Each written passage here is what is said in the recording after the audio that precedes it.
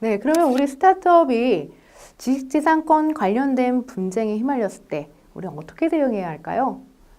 내가 침해한 경우도 있고 상대방이 나의 권리를 침해한 경우, 다양한 경우가 있을 겁니다. 한번 하나씩 살펴보겠습니다. 내가 가지고 있는 특허를 누군가 침해한 경우, 이런 경우 있을 수 있죠. 내가 특허 가지고 있는데 누군가 경쟁사가 혹은 제3자가 제 특허를 따라한 제품을 판매하고 있는 경우가 있을 수 있습니다. 이러면 침해 대상물을 일단 확인해 봐야 될 겁니다. 그리고 검토해 봐야죠. 뭘 검토해 봐야 되죠? 내 특허 권리 범위에 그 제품이 속하는가 라고 하는 부분입니다. 특허 권리 범위의 확인은 사실은 굉장히 전문적인 영역이기 때문에 될 수 있으면 이 부분은 전문가에게 의뢰해서 한번 확인을 받아보시는 것이 가장 정확하겠죠. 이렇게 어느 정도 침해다라고 하는 확신이 들으신 경우에는 경고장을 발송해서 당신은 내 권리를 지금 침해하고 있습니다 라고 하는 걸 알게 해주는 거죠. 이렇게 알게 해주면 뭐가 추정이 되죠? 고의가 추정되기 때문에 형사상 침해죄에 해당하는 요건을 갖추게 됩니다.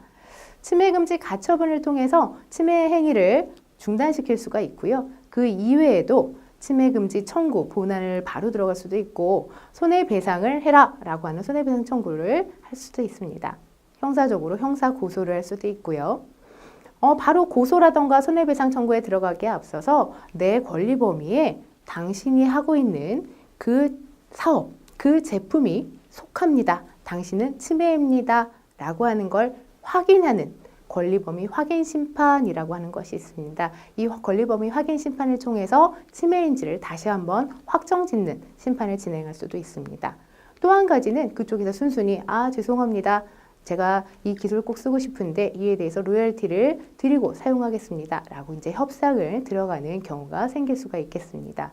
결론은 소송이나 본안이나 이렇게 들어갔을 때는 판결로 끝날 거고요. 그 다음에 뭐 협상이나 이런 쪽으로 흘러갔을 때는 화해로 끝나는 경우가 있을 겁니다. 무언가 기술을 빌려주고 그에 대한 기술료를 지급하겠다라고 하면 계약 체결로 끝나는 경우가 있을 수 있겠죠. 그러면 제가 기술을 실시하고 있는데 스타트업으로 사업을 운영하고 있는데 가끔씩 이런 경우가 있습니다. 경고장이 내용 증명으로 달아오는 경우가 있어요. 가장 깜짝 놀라시는 경우죠. 내가 뭘 침해했다고? 문구 보면 굉장히 무섭죠. 당신은 나의 무슨 특허를 침해하고 있으니 이것을 당장 중지하시오. 그렇지 않은 민형사적 제재 조치를 다 취하겠소. 굉장히 무서운 문구로 날아오게 됩니다. 당황하지 마시고요. 일단 첫 번째로 뭐 하셔야 되죠? 경고장 내용 검토해 보셔야 됩니다. 그들이 말하는 권리가 정말 살아있는 건지 죽어있는 건지 그 사람의 권리가 맞는지 확인해 보셔야 되겠죠. 그리고 또 뭐 해야 되죠? 그 권리 범위 안에 내가 실시하고 있는 제품이 속하는지 아닌지 언뜻 봐서는 도면은 상당히 비슷해 보이지만 권리 범위에 써 있는 내용을 봤을 때 우리 거랑 완전히 다른 거인 경우도 많이 있습니다. 그래서 이런 경우에는 변리사라던가 전문가를 찾아가서 이렇게 경고장이 왔고 우리가 제품은 이걸 판매하고 있는데 이게 침해가 맞습니까? 라고 하는 확인을 한번 받아보실 필요가 있습니다. 그렇게 침해 여부를 분석을 했는데 침해가 맞아요. 이런 경우에는 어떻게 해야 될까요? 그냥 두 손 들고 돈 주면 될까요? 그건 아니죠.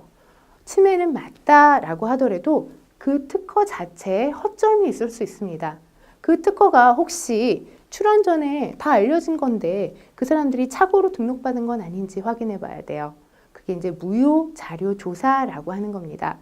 그 문제가 되는 특허의 출원 전에 공개된 자료들을 쭉 조사해서 무효 사유가 있는지 쭉 조사를 해보게 됩니다.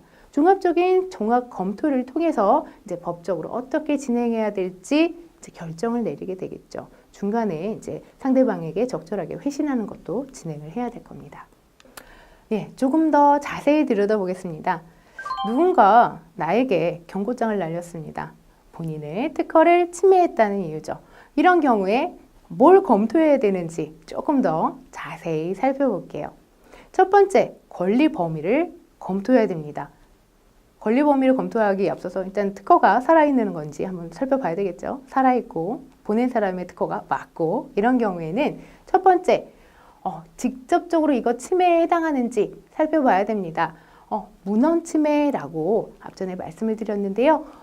그 청구 범위에 나와 있는 모든 요소를 내가 다 쓰고 있는지 한번 살펴보고요. 만약에 어느 한 요소가 살짝 변경돼 있어요. 이런 경우엔 균등 침해도 살펴봐야 됩니다. 두 번째는 간접 침해. 그 특허권에 해당하는 물품을 생산하는 데만 사용하는 물건에 해당하든지, 혹은 그 방법을 실시하는 데만 사용하는 물품에 해당하든지, 이런 것들에 해당하는지, 간접적으로 전용품을 내가 생산하고 있는지 해당하는 것이 이제 간접 침해를 검토하는 부분이고요. 세 번째는 공지사실인지를 살펴보는 겁니다. 특허권이 기존에 출원 전에 알려진 선행기술과 동일한지 찾아보는 겁니다.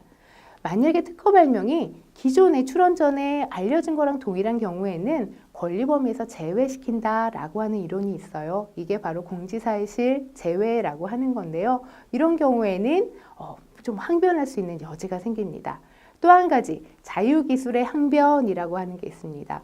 내가 쓰고 있는 거, 당신의 권리 말고요. 제가 쓰고 있는 당신이 침해라고 주장하는 그 제품은 기존에도 다 있던 겁니다. 라고 자유기술입니다. 라는 항변을 할 수 있는지를 검토해 볼 수 있겠습니다.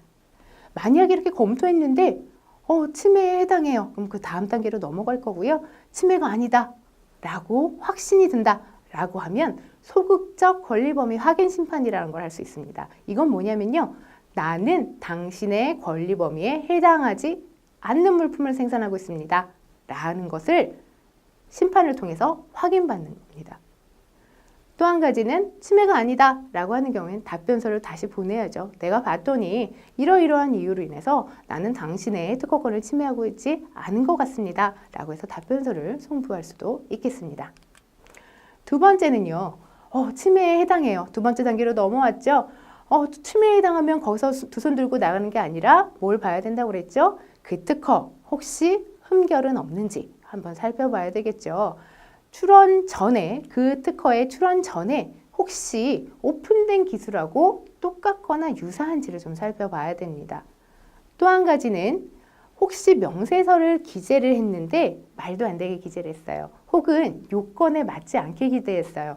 이런 사항이 있는지를 확인해 봐야 됩니다. 모두 다 무효 사유에 해당하거든요. 그래서 이런 사유에 해당하면 당신은 무효될 만한 기술을 가지고 나한테 걸었어요. 라고 해서 답변서를 보낼 수도 있고요. 정심한 경우에는 직접 무효 심판을 걸 수도 있습니다. 또 한 가지는 무효될 만한 기술, 기존에 다 알려진 오픈된 공지 기술을 가지고 저한테 막 권리 행사하고 그러는 거잖아요. 이거 권리 남용입니다. 라고 항변할 수도 있겠습니다. 그런데도 무효 사유도 없어요. 무효 사유도 없고 침해에 해당하고 빠져나갈 길이 없어요. 그러면 한번 요것도 검토를 해봐야 됩니다. 근데 혹시 이 출원 전에 내가 먼저 이 기술 쓰진 않았는지 라고 하는 부분을 살펴봐야 됩니다.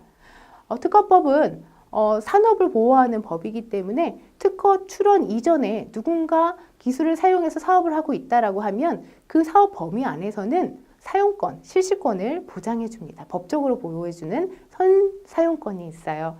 혹시 내가 쓰고 있는 범위가 그 선사용권에 해당하는지 이 부분 다시 한번 확인해 봐야 되겠죠. 확인해 봐서 만약에 그럴 만한 증거가 있다라고 하면 항변할 수 있는 여지가 있을 겁니다. 마지막으로 선사용권도 없어요. 그것도 주장할 수가 없어요. 그 다음엔 어떻게 해야 되겠죠? 이제 손 들어야 되겠죠. 실시 중지하고요. 나 이거 이제 알겠으니 우리 협상합시다.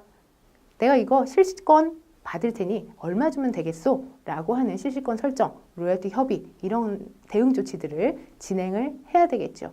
만약에 이쪽에서 협의 안 해준다 라고 하면 이 특허를 피해서 어떻게 내가 기술 개발을 해야 될지 새로운 회피 방안을 마련하는 것도 하나의 방안이 될 겁니다.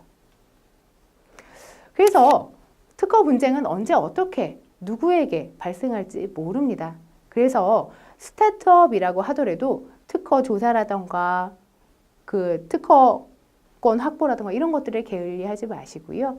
항상 특허를 찾아보는 걸 생활화하십시오. 그런 거를 IP R&D라고 합니다. 지식재산 기반으로 연구개발을 추진하셔야 돼요. 연구개발 다 해놓고 출원 전에만 특허 찾아보는 거, 이거보다는요, 특허를 쭉 찾아보고, 아, 지금 전체적으로 방향이 이렇게 가고 있구나. 그렇다면 나는 그 다음에 이런 기술을 가고 이런 지식재산권을 확보해야지 라고 하는 IP R&D 전략을 세운 상태에서 기술 개발을 진행하시는 것이 필요하다라고 하는 거고요. 두 번째는 주기적으로 경쟁사를 좀 살펴보세요. 내가 할 길 바쁘다고 내 앞만 보지 마시고요. 주요 경쟁사, 우리 주변에 있는 경쟁사 혹은 잠재적인 경쟁사가 최근에 우리랑 비슷한 기술, 우리랑 유사한 방향으로 어떤 특허들을 내고 있는지, 혹시 걔네들이 등록받은 다음에 날 공격할 가능성은 없는지, 이런 것들 살펴보셔야 될 것 같고요. 그 다음에 전문가를 적극적으로 활용하십시오. 주변에 전문가 많이 있습니다. 특허라고 하는 거는요, 기업 운영하시는 바쁘신 분이 일일이 다 보면서 다 판단하시기에는 굉장히 전문적인 영역들이 많이 있습니다. 자의적으로 아, 이거 모든 요소 다 들어있지 않으니 침해 아니네, 막 써도 되겠네, 이런 식의 자의적인 해석 굉장히 위험합니다. 반드시 특허 전문가를 통해서 검토 진행하시고요. 그 다음에 전문가를 선택하실 때는 기술 분야별로, 산업별로 분쟁 경험이 많고 그에 대한 기술적 수준의 이해가 높은 그런 전문가를 선택하시는 게 반드시 필요할 겁니다. 또 제품 생산, 사업에 필요한 특허, 그 다음에 다양한 개량 특허, 그리고 이 이외에 디자인, 상표, 다양한 지식재산권에 관련된 포트폴리오를 단단하게 구축해야 나중에 분쟁이 발생했을 때 협상력이 어느 정도 담보가 될 수가 있습니다. 특허 한 건만 가지고 협상 테이블에 앉으면 굉장히 협상에서 많이 밀리겠죠. 방어하기 굉장히 어려워집니다. 특허 한 건이 아니라 특허를 한 건 깃발을 꽂고 그 주변에 탄탄하게 방어막을 쳐서 포트폴리오로 협상에 임하십시오. 분명히 협상 우위를 차지하실 수 있으실 겁니다.